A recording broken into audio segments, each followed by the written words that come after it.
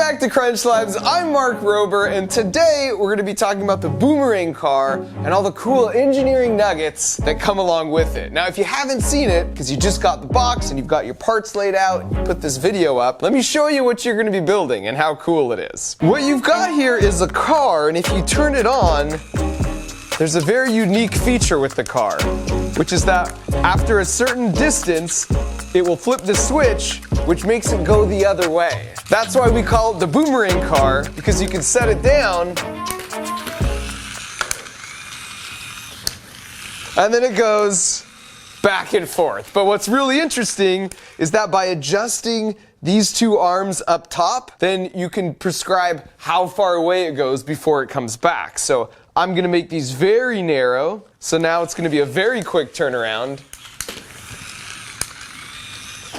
And there's a bunch of things you can do with this. So, you could put something in this little silver tin, and it can go down the table to your buddy. He could take what's in there and then send it back to you, and it just goes back and forth. And I like this because it's just a fun tactile way to switch directions of this car with this toggle switch. We have these two arms that are actually physically doing it. But most importantly, it uses a worm gear to pull this off. And worm gears are the topic for today. And worm gears, and just gears generally, are really interesting because they are used everywhere. Almost every single machine has gears in it. In fact, more than half the Crunch Labs boxes so far have secretly had gears. We'll talk about that, along with a bunch of my YouTube videos. So this is a juicy one, and let's get into it, of course, starting with the question of the day. All right, so let's see what we got here.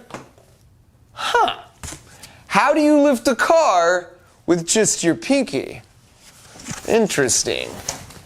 Always to the left. It's always to the left. That almost sounds like a superpower. Well, we know engineering can give us superpowers, so you be thinking about this question, and we'll eventually, using the stuff on this table, work our way to answering it. All right, well, let's start from the beginning. Like, when were gears first invented? And by the way, when I say gear, this is what I'm talking about. So, these are the gear badges, as you've seen, and it's basically a wheel with teeth on it. So that when I spin this, it interacts with these other wheels with teeth, and then, they all spin in unison. This is very useful for machines. So the first evidence of gears is from like 2,500 years ago in China. Can you guess what it was for? They didn't really have fancy machines back then, but they did have clocks. So the first evidence of gears is in clocks. We've also found evidence for them dating way back for these devices that could predict the movement of the stars. But gears became increasingly important when we started building machines. Now again, machines are our attempt to take the energy. It's always originally from the sun, like we talked in the tripwire box, and then we convert it into doing something that's useful for us. So you started with like water wheels, like 2,000 years ago, but then eventually we had steam engines in the 1700s, and then electric motors were like early 1800s, then internal combustion engines. These are all engines and motors that spin a shaft. But here's the question. Let me bring this over here to demonstrate. What happens if my water wheel, or my electric motor, or my internal combustion motor, this is the shaft, it's delivering power like this, but the thing I want to make move is over here. Well, that's where gears are really cool, because I could put a gear here, and now when the shaft moves, we get movement over here that could do something really useful, right? Or maybe it's actually down here. Well, I could just add another gear, and now we get the action and the movement down here, even though the input shaft is over here. On top of moving the location, it allows you to split the movement. So let's say for a car, for example, well, you only have one engine, but you're able to power multiple wheels. So like this could be technically the wheels. Now when you turn this engine, now two wheels are turning. Gears are what make that happen. On top of that, we can change the speed of things. So let's say the water wheel turns kind of slowly, but we need the water wheel to power a drill. That needs to spin really fast. Well, if you change the number of teeth on the gear, watch what happens when I turn this. One full rotation of this gear equates to 2 full rotations on the smaller gear because it has fewer teeth. And the math is easy. Because this gear has twice as many teeth, this one will spin twice as many times for each single rotation. The other fun thing about gears is that each gear changes the rotation direction. So you'll notice when I spin this one this way, this is clockwise, because that goes the way the hands of a clock go. This red one goes what we call counterclockwise. That means it's spinning the opposite direction. But then this one, because it switches every time, is moving the same direction as the original input. Well then this one, as you might guess, is moving the opposite direction, counterclockwise. So let's do a fun puzzle here. And I'm going to put a bunch of gears up here. Now you have to tell me, is this one going to spin clockwise or is it going to spin counterclockwise? What do you think? We can work our way through it because this is the same direction, opposite, same, opposite, same, opposite, same. So if I turn this, it should be clockwise. And there it is. All right, so one of the interesting things about gears is it allows you to change the speed from the input, the powered shaft, to what else is happening. So let me tell you what I'm talking about. So this is an example of a motor we've sent already in a bunch of the build boxes. In fact, on this very first, the disc launcher, if you pop off this red cylinder, you can see it's right there. Now there's no gearbox here. So the speed at which our flywheel spins is just the default spin of the motor. And I put a little piece of tape on there so you can see how quickly it's spinning. But the thing is, it's not that strong. Like I could easily grab this and stop it spinning with just my fingers, right? The same goes for the flywheel. It spins fast, but it's easy to grab it and just stop it from it spinning at any time. But there's a relationship here, and I've kind of written it on the board here. You could be fast, but not that strong, or with the motor, you could be not that fast, but really strong. These are called inversely proportional. So if you're fast, you're not that strong. If you're not that fast, then you're going to be strong. And by the way, when I say strong, the fancy word for that is torque. So if something is spinning and it has a lot of force in spinning, we would say that has high torque. So because I can just simply grab this motor and stop it, it has a low torque. It's not very strong as far as like spinning things. Well, let me show you one that's a little stronger. If I turn this on, you see this output shaft? If I try and stop this with my hand, I literally can't do it with my fingers because it's so strong. But you notice it's not spinning nearly as fast as this other motor. Well, why might that be? If I slide this motor out, you see it looks just like this one. Once again, it's going really fast, but it's super easy to stop with my fingers. Now, if we open up this yellow box to see what's going on, as you might have guessed, there's a bunch of gears in there. This is what we call a gearbox. So what it's doing is it's taking this really fast motor, and I slide it in here. I'm going to try and turn it on here with everything exposed. Now you can see, by going through all these gears, it reduces it down, and it makes it spin slower, but much stronger. And why is that useful? Well, if you've been paying attention to some of the builds we've sent, if you look on draw, see these two? Those are gearboxes. So it's taking that really fast motor, especially small DC motors like this, they just spin really fast, and it's gearing it down. These now turn much slower, because that's what we needed. We needed something that spun slow, but it had enough strength to power through and to make marks on the paper. Another example of a box we've already sent is the strobe light animator. So the trick is, if you ever see the yellow thing attached to a motor we send, it means there's a gearbox. It means we're trying to manipulate the speed of the output motor and make it slower and stronger. So this is too fast and it's too weak. So by using gears and a gearbox like this, we can have something spin at the exact speed we need. And look at this. There's even a couple hidden gears right there. I didn't even remember until I opened this. But when we designed this color wheel inside, we needed a solution where you could change it from the outside of the box with the lid closed. And when we did that, we realized gears would be a perfect way to translate that motion. Another good example of this is like a power drill. A lot of times there's a setting here at the top, and in one setting, it spins pretty quick. But if you shift this here, now it's going to go not as fast, but it's going to be much stronger. So see how that's spinning slower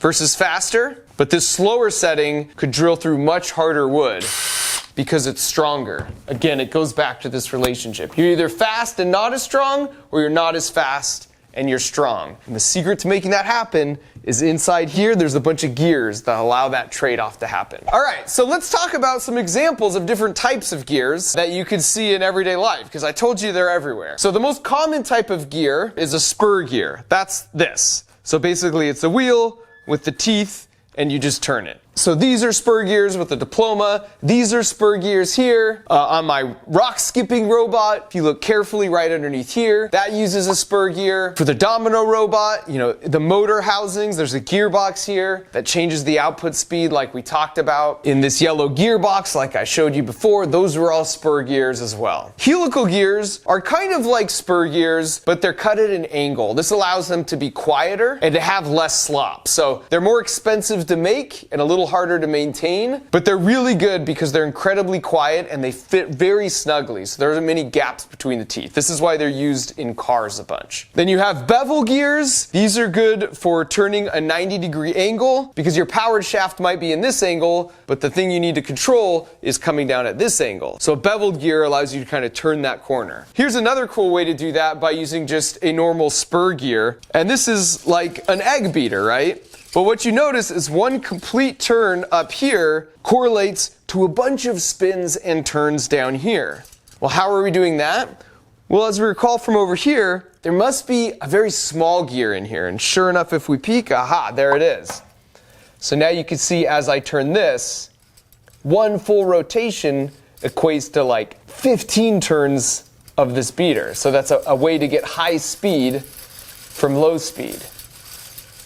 But of course it won't be very strong, and sure enough it takes hardly any force, and I can stop this from turning. Then you've got rack and pinion gears. You see these a lot on steering columns for cars or even toys. This is a good way to turn rotary motion into linear motion. Another popular type of gear is sprocket and chain. So if you look at the field goal kicking robot, you see that's what we're utilizing here. And now for this one, we wanted the foot to go twice as fast as sort of the driving sprocket. And so to accomplish that, as you might guess by this point, you just see the sprocket here is like half as small. And then that means as the foot comes down and kicks the football, it's moving even faster than the input sprocket that's being pulled by the springs. Another type of sprocket and chain that you've definitely seen before on our train horn bike here. So in this case, you are the energy source. So the sun will grow some plants, you eat those plants, it powers your muscles, and you turn the pedals like this, and that of course turns this sprocket, which goes to this chain, which goes to the sprocket back here, which moves the back wheel, and that's what makes it go. And then for the final gear example that we'll talk about today is actually our gear badge for the day, and that's worm gears. I really like these type of gears. They're pretty interesting. So this is an example of a worm gear. So with worm gears, you get these really high gear ratios. So you can see this says 16:1 here. That means for every 16 times I turn this around, this sprocket gear will turn once. So you can see as you turn this, and the corkscrew goes down, that's what interacts with these gear teeth here. Now what's specifically interesting about worm gears is for a lot of gear trains, like these spur gears, well, I could come over here, I could basically drive it from any one of these gears and the rest of them will turn, right? For worm gears, I can drive it from this side, but look what happens when I try and drive it from this side. It doesn't move, and it kind of makes sense why it doesn't move, right? It's like this corkscrew, of course it would move the gear this way, but if I try and move it here, it's locked in place. We can use that to our advantage. One example is what's called a monkey wrench. So this uses a worm gear. As I spin this, you can see it changes the size of the opening of the wrench, but I want this to be locked in place because when I put it on the nut, I need it to turn and torque and spin that nut without this changing size. So that's why worm gears are a perfect choice here. I can easily adjust the opening size, but when I actually torque the nut, it's gonna stay locked in place. Another great example of worm gears are on guitar strings. So these use a worm gear to make really small adjustments to the tightness of the string. And of course that would change the pitch. If I pluck one of these, you hear that pitch change? A worm gear is a great choice here because once you get it to the right spot, you want it to be locked in place. And that'll keep your guitar in tune. One more example of a worm gear that I've used in my videos, you might recognize this as the insides of the lunchbox we took to those scam call centers. Of course, if you take this off, this was the wall that moved this way so the cockroaches would come out after a time delay.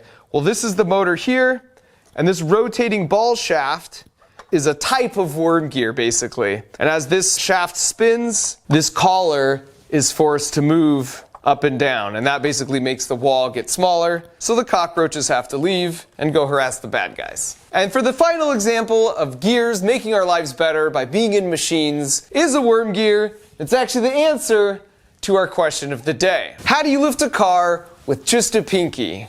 Well, you use one of these. This is called a car jack, and it uses this principle we've talked about of trading out fast for strong. So as I spin this around, and you're hardly able to see it, but this top is actually moving up this way. So we're trading off fast for strong. This thing is moving really slowly because of this type of worm gear, just like we used in the cockroach box. But as a trade-off for going slowly, this is really strong. In fact, it's so strong, it could lift the corner of a car. And this is why it's a perfect choice for jacking up your car so you could change your tire if you have a flat tire. In fact, it's so strong, it's possible to even move this around using just your pinky.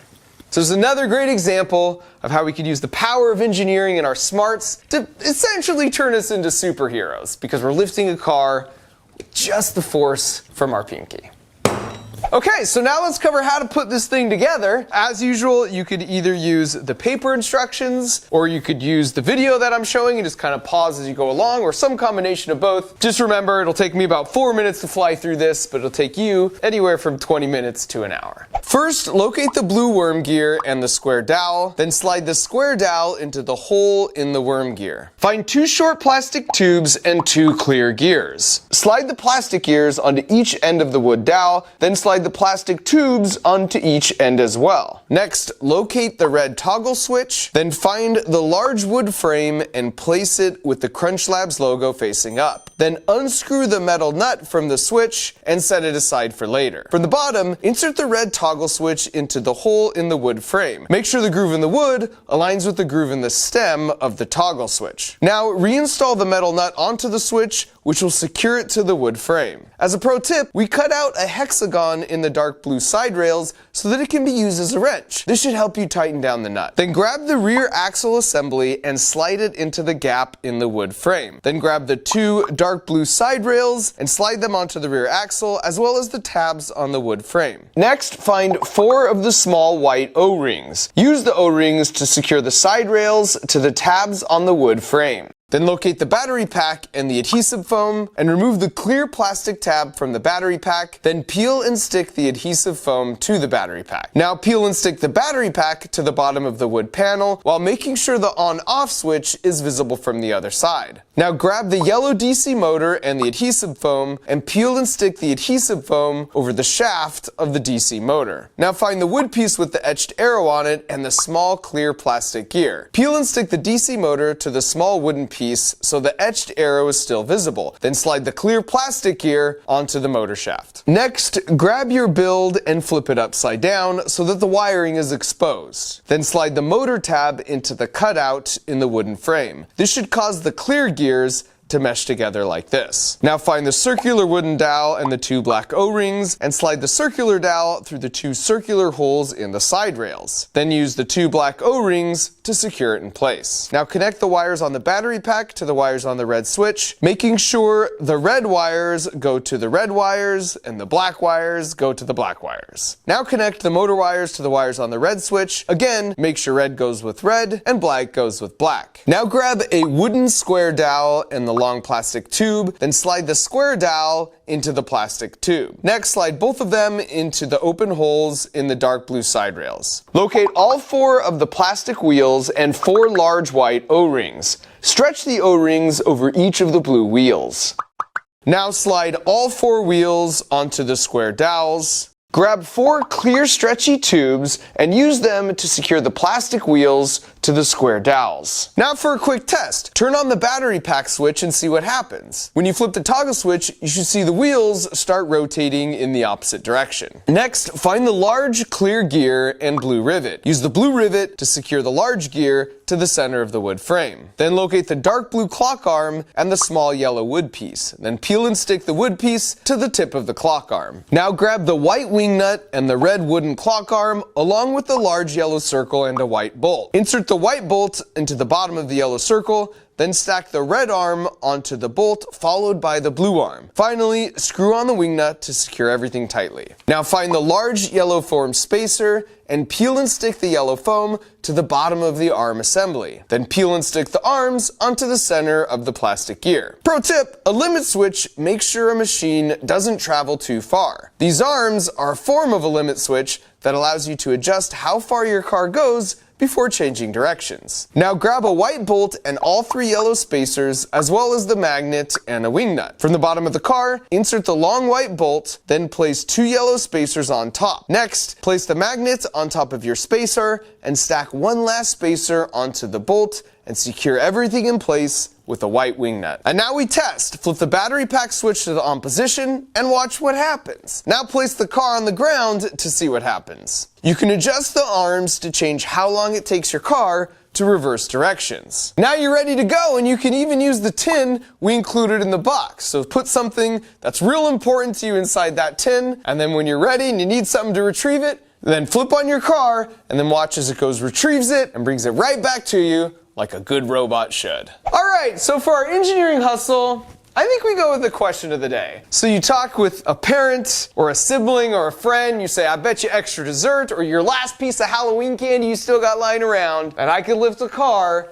with just my pinky. And when they say, no way, that's impossible, you pull out a picture of a jack, or maybe you go get your jack from the car and just show them. Obviously, you don't want to actually lift the car unless you have your parents' permission and you're doing that with them. But this is another example where you're using your engineering knowledge to essentially become a superhero, because you're trading fast, you're going really slow with each turn, and it slowly raises it in exchange for strong. And now you can literally lift a car with just your pinky. You're basically Superman. Alright, well done today. As usual, this is just the beginning. I say this every time, but engineering is an iterative process. It's all about prototypes. So while this might look like a nice finished car, this is just a prototype. And what are you going to do to take this to the next level? I don't know, maybe you could put a marker on this, and as it goes back and forth, it draws. You could use it to fetch items for you. You send it to your friend down the table, and she sends something back. Perhaps you could put a cup on top of this, so it becomes a moving target you can maybe shoot your disc launcher or other things into. If you really want to get crazy, maybe put some different wheels on this. Smaller wheels in front, bigger in back, or vice versa. And then see kind of what happens when you make a tweak like that. See what that does to the speed of the car. I'm not even 100% sure myself. The only way I would find out is by messing around and experimenting in my own garage. And again, no matter what you do, just make sure you work with your parents, post it online, tag us at Crunch Labs, because I love seeing the clever things you guys do to take this to the next level. It truly is delightful for me. Alright, so that's it. You've now earned your gear badge for Worm Gears, so go put your Boomerang car together, and I'll catch you next month right here at Crunch Labs. Oh, and if you're watching this and you haven't yet ordered your Build Box subscription from Crunch Labs, then what the heck are you waiting for? Go to crunchlabs.com with the parents, and once you're there, you can learn more about how it all works. Thanks for watching.